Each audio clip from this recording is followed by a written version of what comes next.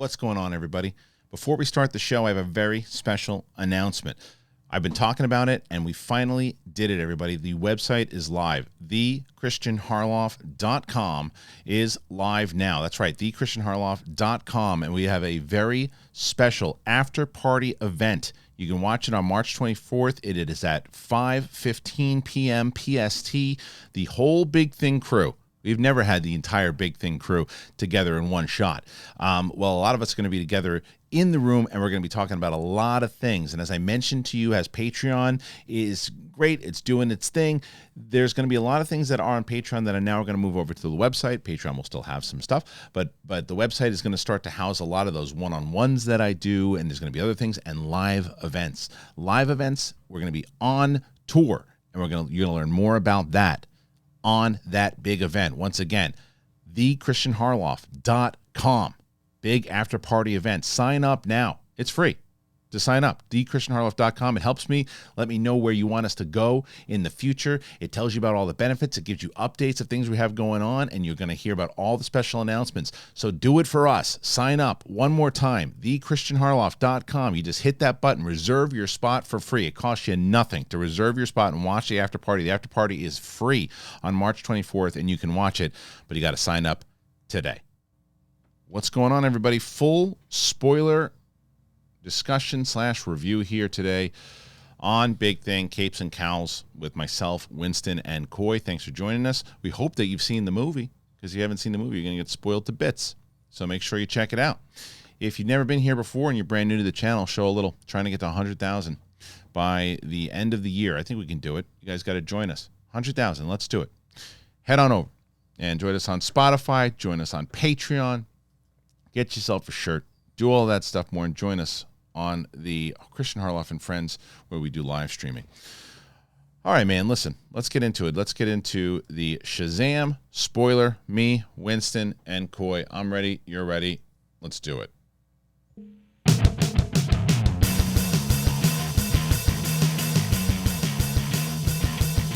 Welcome back, everybody. It's Winston. It's Coy. And here we go. Nice to have you back. Thank you for joining us here on the show. It's the full spoiler review of Shazam. And before we even get into it, I'd like to thank our friends over at Carbon Health. All right, Carbon Health's got over 120 locations, and they handle urgent care, COVID, RSV, testing, vaccinations, and you also have to look into how they expanded into primary care service that include connected health, which is making the idea known that our health isn't just about our bodies, it's our minds as well. Carbon Health providers come connected with mental health specialists, and they are amazing. Carbon Health has expanded their primary care services this year, and if you're in Massachusetts, you can access that connected care. It is expanded from California to Massachusetts. Carbon Health, excellent urgent care and testing center, but do not sleep on their primary care services. All right, thank you to Carbon Health, and thank you guys for joining us here on the show. I got Coy and Winston, and we're ready to rock talking Shazam. All right, so as we said in our non-spoiler on, I think that we're all on the kind of same page. I enjoyed it, had some fun with it. You liked it, I think, the most out of the three of us, and you might have liked it a little less than I did. But we all agreed that it was a fun movie, and the criticisms alone, I think we all share the same criticisms, even though, like, for me, the biggest thing that I had said was that the action is a little repetitive. The storylines are definitely repetitive. I think we've seen it so many different times, and I think it's one of the reasons. At this point, we'll know if it's done well. My guess is that it didn't do that well, and if it didn't do that well, I think formulaic comic book movies should be a thing of the past, because there's so many of them. You have to make them different, and even if they're fun, kids have a lot of different things. I know this is geared towards kids. Kids have a lot to watch. So the biggest criticism that I had that we can kind of get into on plot points here is that Zac Levi. I think that Zac Levi was, whether it's David F. Sandberg or the writers or whatever it was, they forgot that Billy Batson grew up, and that he's 17 going 18. He's not 13 or 14 or whatever he is anymore, because Zac Levi's acting like a kid from the beginning. Like when he's doing his meeting with them and he's talking to them, and he's like, everything's a joke as far as like, look, I'm an immature kid, and he's like almost like borderline obnoxious. He's supposed to be the second oldest person in that house. Right.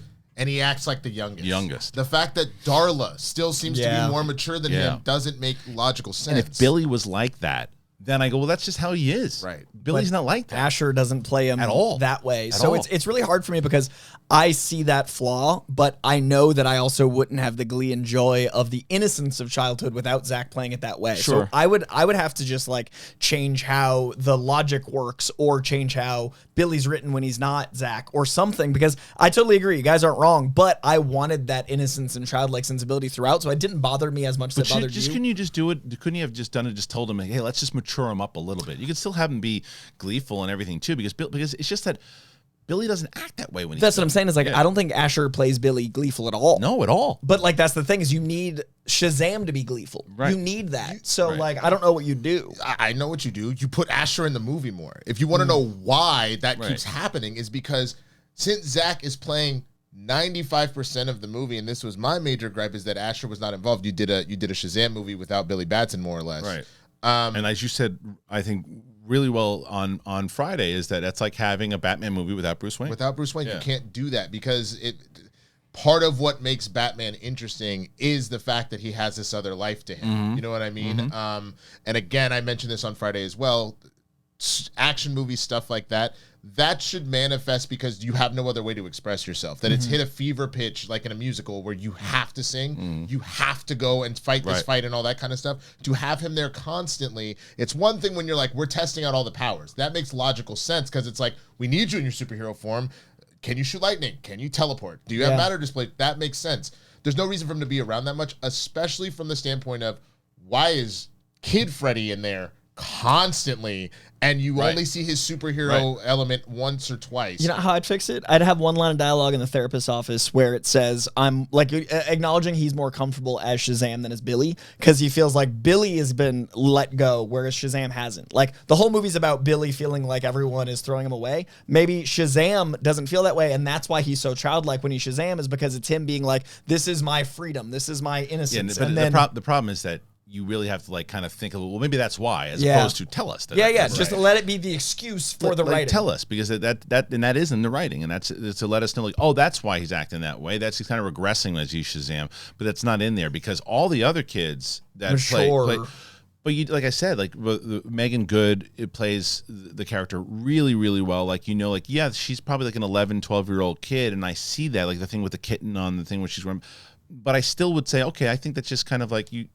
I believe that she's an adult. Like it seemed. Adam Brody seemed 17. Adam Brody. And Jack and Adam were the seemed perfect 17. duo. And they're a month apart. That's the problem to me that drives me crazy. Is Freddy still kept his childlike innocence, but a 17-year-old childlike innocence, whereas Asher is playing like someone in their mid-20s, which is fine, but then you need to match that with his Shazam. Yeah, well, and then so. And the story itself, it pushes towards Freddy because Freddy wants to be accepted, wants to go out on his own, which I like that story. I like that aspect of it.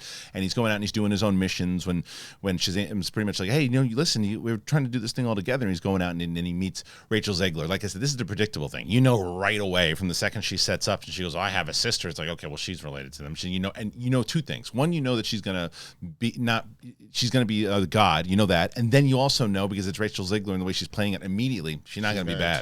You know she's going to be good immediately. But I did buy that she loved him and that she felt torn towards the sisters. I really enjoyed that they cast someone strong enough to both be, I'm a sister to these gods and I love this mortal. And I bought when she was goddessed up and I bought when she was in high school. Me too. In a really rare way. That's not an easy role to play. I know that you haven't seen the director's cut yet, but did you see Superman 2 at all? Oh, you've never seen I've never seen Superman 2. You've seen Superman 2. Wow. Capes and Cowls watches Superman. Anyway, so listen, Superman 2 just got fired. No, you guys won't know this. But for those people who are cultured enough to have watched Superman 2, I will tell you there are some moments in Superman in this movie that are very reminiscent to Superman 2 when they're flying through the sky and they're coming in to kind of go after both Lucy Liu and Helen Mirren. I felt so much at the moment of Christopher Reeve as he's flying through to battle Zod and spoiler. Zod's in two? What? Michael Shannon's so young. and all of them. But either way, I like those moments, and I like certain things happen. Visuals were gorgeous. There were some that were a little. There was some CGI that was a little ishy. I give that to any movie that's this heavy in it. But you know what was an interesting thing? Like they did the same thing that they did in the first one. Because remember in the first movie, the tone for the most part was kind of light, and there was some. Then there's that really kind of scary boardroom meeting thing. They do that once in this movie. I love that. And me too. And you Which part? Because I thought I when actually said the opposite. when the teacher jumps off the building and kills himself. Yeah. Oh God, I It's forgot. so dark. It is so dark. Dietrich Bader And I just thought offs Freddie himself. played that brilliantly. And the splat was dark. It was they dark. heard it. Yeah. I thought the and Helen opening Mirren was, didn't give a F. dude, it was genius. That was a true comic book villain. Yeah. So the opening was a little dark when they introduced Yeah. like the levels of it. That moment was dark. And then the third act, I actually enjoyed the creature design in this more than the first. That's the one me thing too. I give Me this one too. more than that. Because I thought the sins were fun, but like I wasn't invested in them. I thought having a chimera, having Greek gods, Me too. like, I liked. and thought, then the I thought Helen unicorn was Mirren. hilarious to me. Yeah, I hated the Skittles thing, and I'll tell you why. When they started it, it's like that's clever, but it's like clearly Skittles sponsored this movie. But I thought they were spoofing the Coca-Cola, what's it called ad with those awful Bear? sisters. Oh. What's this? Oh, the one you mean the Pepsi Yeah. one? With when they were trying to do the I thought police they were- reform? yeah, I thought that 'cause you lineup- had- to me, that was spoofing. Maybe. Because then I was like, oh, you're making a commercial, you're Yeah, making but your they- money, and you're making fun of the pop culture If it turns thing. out that Skittles didn't sponsor it, then kudos. But there's no way it didn't, because even when she goes, "Taste the rainbow," I'm like, And then the okay. one almost F-bomb taste the rainbow was hilarious Yeah. to me. I thought that was genius. When she's riding unicorn and she goes like, taste the rainbow, mother, sold. Like Yeah, that's yeah. It was- so fun. But all that stuff was, fun. Like I said in the non-spoiler, I really like. To me, the first one, the foster parents were fantastic. Yeah. They are regulated to watching the news in this, and then at the very end, they're like, "Well, we need them to do something." Oh yeah, they bought the house. How? Oh, they don't tell you that. Okay.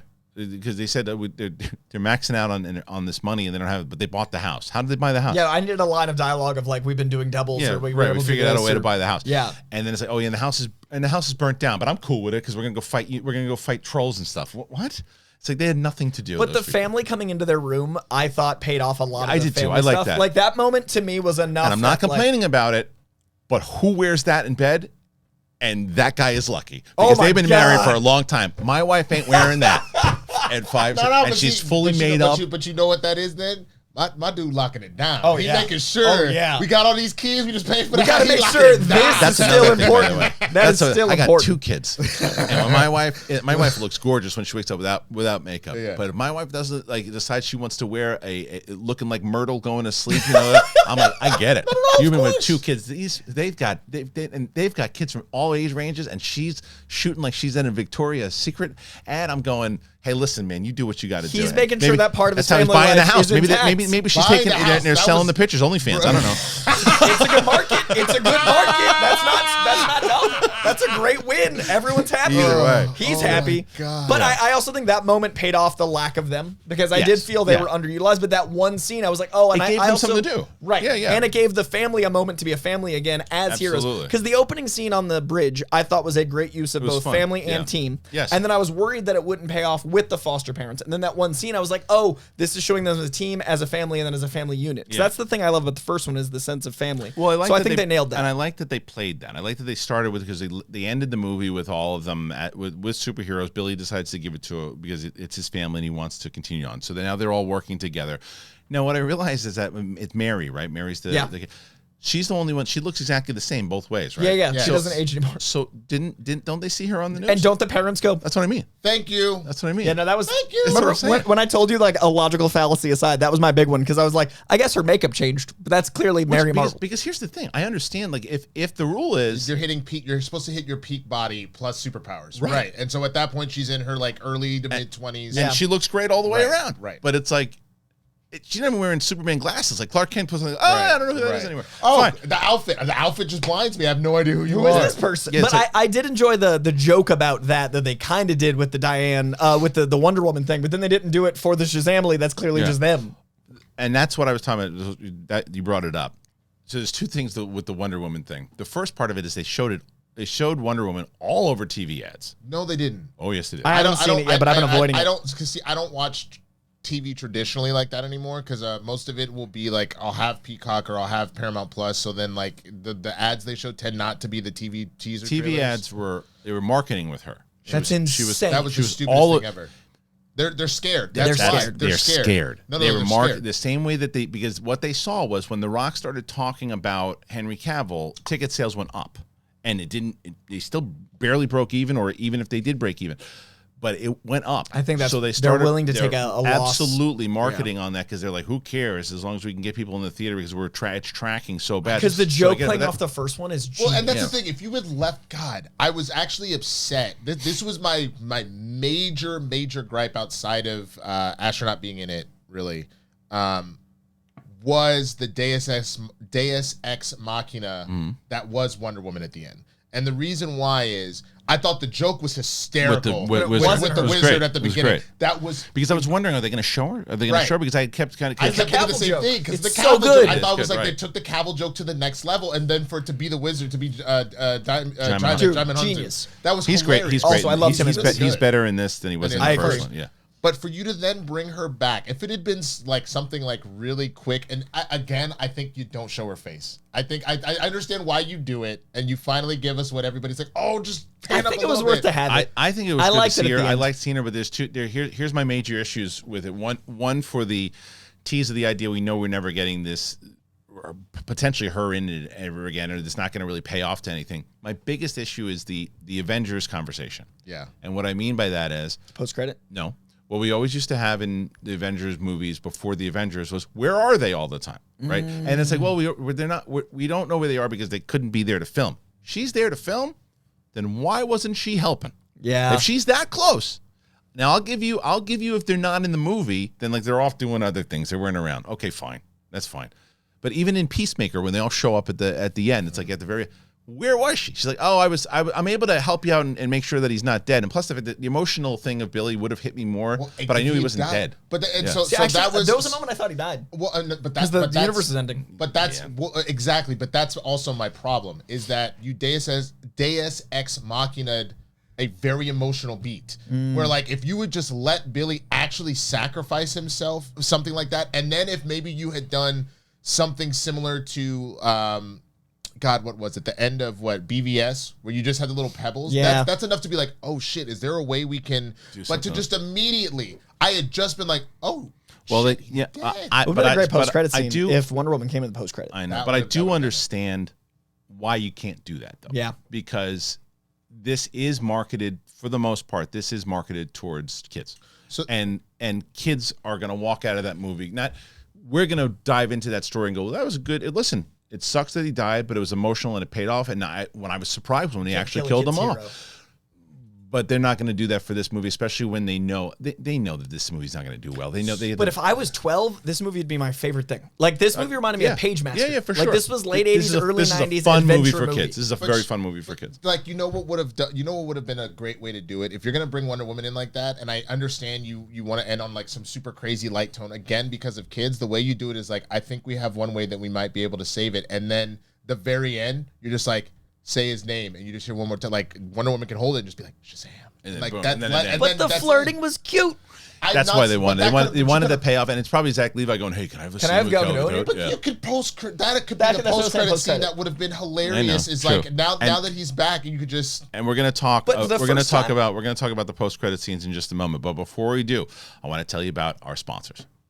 Spring is around the corner, and I'm excited about it. I'm excited about it for a lot of different reasons. But Sunday is back, not the day. The peeps who bring you great lawn care. I've talked about them before. People have used them for my show before and have raved about them before, and I'm glad that they are back. I love it when it starts to warm up here. You know, we're getting a lot of rain, a lot of cold. It's starting to warm up. It's going to be great. I'm going to be in the yard a lot, hanging out with the kids, and we're doing a lot of garden stuff over here. It's one of the greatest parts of spring. Sunday's lawn care, it makes it easier to enjoy. It's great. Spring's here. Days are longer. Flowers are blooming. And we can just spend outside in the yard with the kids doing some stuff and making the season even better is Sunday Lawn Care. It's everything that you need to get the lawn that you dreamed of. Sunday is everything you need to get the lawn that you dreamed of. So this spring, go to getsunday.com/bigthing. Enter your address to get a customized plan created just for your lawn. You just need a hose to apply Sunday. You can fertilize your whole lawn in less time than it takes to watch an episode of your favorite TV show. That's it. And they only use ingredients that you can feel good about. There's no harsh chemicals, there's no long waiting periods, or trying to keep your kids and pets off the lawn. You just apply it, you let it dry, and you're good. Sunday is offering our listeners 20% off. It's a full season plan. It starts at $109, but you can get 20% off when you visit getsunday.com/bigthing at checkout. You're going to get 20% off. Custom plan, getsunday.com/bigthing. getsunday.com/bigthing. I'm telling you, man, you will love this. You'll help yourself out. You help the show out. You'll enjoy it, and your lawn will look beautiful. AG1, baby. Athletic Greens. You guys know it. I talk about it all the time. We love them. We're so glad that they are a sponsor. So happy to have them. I take AG1 by Athletic Greens every single day. I gave it a try, honestly, because Brett was raving about it. And then I did it and got the whole crew on it, and I've talked about it many times over. Did you watch that Katie Sackhoff interview? She raved about it. Why? Because I take it in the morning. I put it in a water bottle. I shake it up. It just makes me feel good. Gives me that energy. I'm ready to go. It's amazing because I'm not a big supplements and vitamins guy. I've told you that many times over. So they just take everything. They put it in one delicious scoop. You put it in the water, you shake it up. And why would you want to take a bunch of different things? You can just take one scoop of powder and water once a day. Done. Not a big vitamins guy. Not all these different supplements. You got to take multiple in order to, finally, I did it. Why? Why would you take a bunch of different things when you can just mix one scoop of powder in water once a day? That's it. AG1 was designed with ease in mind so you can live healthier and better without having to do a lot. So for me, it's just the all-in-one formula. So easy, and it's delivered to me every month. Been very easy to make it a daily habit. And I have all these side traveling packs too. With the live shows coming up, going to be crucial. So if you're looking for an easier way to take supplements, Athletic Greens is going to give you a free 1-year supply of vitamin D and 5 free travel packs with your first purchase. You got to go to athleticgreens.com/bigthing. athleticgreens.com/bigthing. Check it out. All right. Thank you once again to both Sunday and Athletic Greens. Make sure, once again, you want to help the show. Man, look into those codes. Help yourself, and you help out the show as well. The link is in the description, and I also pin it to the top of the comments. Okay. So let's get into these post-credit scenes also. We'll dive into some more stuff with the movie, but the post-credit scenes were like really a bummer because they were good. Mm-hmm. And you look at them going, well, there's nothing going to happen. It still plays into the thing. Like, even though the first scene is really good, I'm still going like, why is he acting like this? It's like, how old is this kid? He's like, he's so stunted in his age, and he's out there shooting cans or whatever in the back. Like, again, like, remember in Big, like when he's 13, 14 years old, I could see that. But they show up there and both the crew from Peacemaker show up to him, and they're like, hey, we want to recruit. And I thought it was a hilarious bit. He's like, the Justice, like, yes, society. He's like, isn't that a little confusing? Because he says what we all think is confusing. Right. I do it all the time. Yeah. And I thought it was a great moment. So what does this mean? What do you think this means? I mean, we have been alluded to that Peacemaker isn't going anywhere. No, I don't know. No. Now they say it is. It is when gone. did that happen? I thought recently they said that it is. I thought James Gunn said Peacemaker season 2 was safe. Is safe. Yeah. Is safe. Yeah, okay. Yeah. I thought you said that it was gone. No, I'm saying is it going anywhere? Correct. Oh, correct. yeah. Yes. Oh, I thought you meant going anywhere as continuing. No. I meant that it's So to that point, and that we're getting a Waller show at some point. So clearly that is continuing. Yeah. And that's part of the DCU. Right. Mm-hmm. And Justice Society is Waller's. So if she has a show, and it's, confusing. you know what I mean? Yeah, so like Justice Society is in Black Adam. Yes. And Waller has a show. I know, it's weird. But Black Adam's not continuing. Go ahead, Winston. I thought knowing that, and then you keep that in because you could easily pull that, but you keep that in because you've made the decision, okay, this is going to exist somewhere. Like you were saying previously, this might be the end of the solo ventures of Shazam and, the Shazam family, but like at least acknowledging that Billy and Shazam will be around in some form or fashion, one way or the other. And I think that that's essentially what that was alluding to. Mm-hmm. I feel like the bigger question then becomes that last post-credit scene with Dr. Zavanna and what is it, Mr. Mind. We couldn't remember. We had to look it up. But Dr. Zavanna and Mr. Mind, this idea of like, it felt very, hey, I heard you don't like Spider-Man. I don't like Spider-Man 2 either. Right. But I'm a Scorpion. You're a Vulture. Man, why don't we make a Sinister Six? Yeah, like exactly. I don't know where that voice came from all of a sudden. But like that's what this felt like to me, is the promise of like, we're gonna really get to Shazam. Yeah. I gotta stop doing it. I don't know why I keep doing the I'm not sure why your Mr. Mind is very specifically. Yeah. No, I'm doing the Scorpion voice. That was Oh, that was your Scorpion. That was Homeboy from yeah. That said, I liked that post-credit scene as a mustache twirling, like, this is preposterous, and it answered a lot of the, like, this post-credit scene never got paid off. And then the Justice Society, we clearly had just met in Black Adam, so if you can't have The Rock show up, that's a way to tie it in. Yeah. The Waller thing makes it confusing, but I do think with the rolling reboot, we can have these characters. And honestly, this movie I enjoyed so much, I want a rolling reboot more than the hard reboot. I had wanted a hard, get rid of everything. If you don't keep Cavill, get rid of it. Yeah. But I had a lot of fun with this. I'm okay if they can work it, but can they? Yeah, but the whole thing, I bet you that what they said was, you can see it in the meeting, whereas Zaslav's like, look, this thing's not tracking great, but if it winds up doing well enough and we can make it, and you guys want to do an Elseworlds thing with it, and Gunn and Safran probably pretty attached to it, obviously for obvious reasons, and they're going, let's see, and that's why they market with Wonder Woman, that's why they do all these things, and when it doesn't pay off, they're going, I don't know, we like working with Zach, we like doing this stuff, maybe we just kind of put him in and do this stuff, but I do think it's ultimately confusing. I was with you. I think they should have just rebooted the whole damn thing. I think it's just too confusing, but I think that the reason why they said we're keeping the door open and doing all this stuff is because of the opportunity for profit for some of these movies, and by, like, The Flash is going to do hand over fist. It's going to do really, really well. I don't think Aquaman is, though, and I don't think they're leaning into Blue Beetle enough. Yeah. I would even make the argument, if you're going to do post-credit scenes, knowing what you're about to do with Flashpoint, we obviously don't know quite yet what's going to happen in that storyline. A post-credit scene should have had some sort of tie to that. It should have been like, if it is some little thing without giving any Flash stuff away, where it's like the timeline alters in some way, that to me would have made more sense. They should have done a reshoot on it or something, because or in not even getting rid of that scene, but getting rid of the one with Mark Strong, because the Mark Strong scene, as fun as it was with the caterpillar, only ties into Shazam. It only ties into the third movie. Yeah, it ties into, like, him coming, like, he's alive and he's in this cell and he's gonna go back, and it's like, now it's like, okay, you can bring him back again. It's like, who cares? If you really like that scene, here's how you wed the two ideas of having the Flash be involved and having Mark Strong and whatnot with Mr. Mind. Have a situation where that scene plays out, and then all of a sudden you just see, like, Speed Force essentially ripple effect, and, like, they disappear out of existence mid-conversation. But wait, what just kind of like Venom? Yeah, like exactly. Right. Have them ripple out, and then we're like, wait, what? Right. And either you hear the Flash music or you see the Speed Force lightning or something. I'm telling you, this movie, as much as people don't want to say it, this movie, unfortunately, is a throwaway film. It's a throwaway film. It's a fun one versus Quantumania, which shouldn't have been 100%. Well, the difference is, I think, though, Quantumania isn't a throwaway movie because it still tells the story of what's happening. Because Kang is really introduced. But when you end Quantumania, there is no effect on the MCU. Oh, I don't disagree with you. So that's why I throw away accidentally. But there's still enough of Kang to where you learn him a little bit more, so you can say this has nothing to do with anything. And it is a fun movie, and I think it is way more fun than Quantumania for sure. But it's a throwaway movie because it's not going to do very well. And the difference is, even though Quantumania probably is barely going to break even, if it does, it doesn't hurt the MCU, and it doesn't. And I thought it did already. Didn't it hit 800 finally? Ant-Man? Quantumania? Am I smoking? I think it hit like 5. I think it's like low. Yeah. I don't think that movie's going to approach 8 personally, but I could be wrong.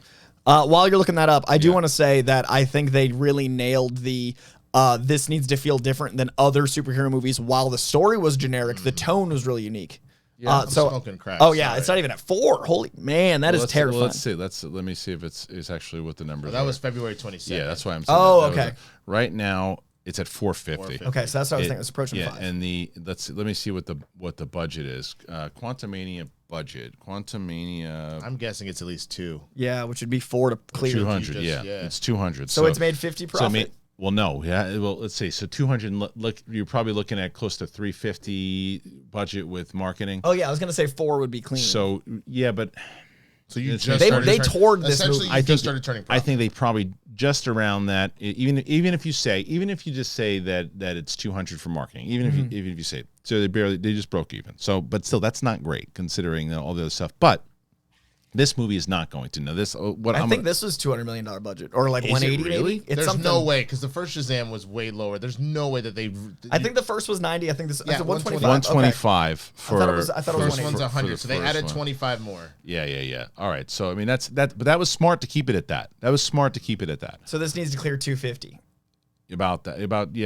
Worldwide. And they got a shot. But not if it's tracking at 35 million though. 35 million. That's what I'm saying. If it hits 85 million opening weekend domestically, This is because the drop off is just gonna massacre them.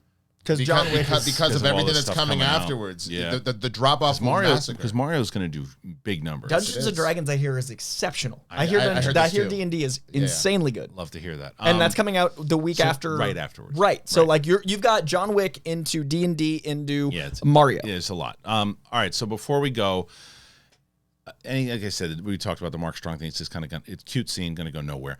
And then everything else, like I get Helen Mirren was great. Helen Mirren, by the way, who I love so much because I've always loved, but 1923, I love the Fast and Furious reference that they throw to her for sure.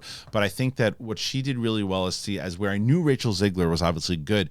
Helen Mirren turning at the end and being the one I thought was a nice little touch, and I thought they played it real well. And Lucy Liu was, I thought, made a lot of sense to be the one who's just like, no, screw them. You guys are losing sight of what we're here for. And I believe they're Helen Mirren's speech was so good. I was like, man, good. I'd be an upset god too. And she added a gravitas that allowed the sword and sandal stuff to work better than the Thor movies have. Favorite moment in the movie was when she was reading the tablet. Oh my God. I love Steve so much. And the Steve dictation of the pen. Oh my God. That was Steve great. is That was great. That was hilarious. Like the way that she deadpan wrote it, like she wouldn't know what the hell and was Jack's going on. reactions, Jack Dylan Grazer is so Hilarious. funny. That bit was really funny. It was really good.